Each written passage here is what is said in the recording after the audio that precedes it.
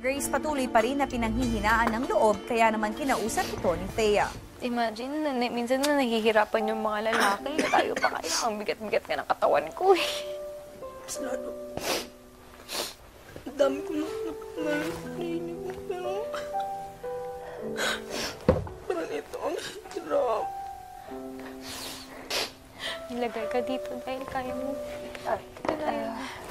Iniisip ko lang na parang noon pa kuya, ang grabe na ang paghihirap ko. Tapos nag-pray talaga ako ng sa kay Lord na sana bigyan na po talaga ako ng lakas kasi alam kong minsan doon po talaga ako nahihina.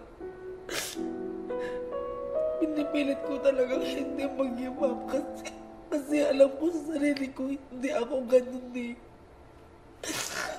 Naisip mag-give up, lalo na pagdating sa pangarap ko. Matapos ang maikling pahinga balik sa training ng housemates at si Mary Grace unti-unti na rin nanunumbalik ang lakas. 1, 2, 3, 2. Mary Grace, ituwid mo yan. Mabuti naman po at naka-recover si Mary Grace nung nakapahinga siya ng konti. Nakita ko naman nung pagbalik namin, nakakasabay na siya. Nakita natin yung bumalik ulit yung kanyang passion, yung kanyang enthusiasm.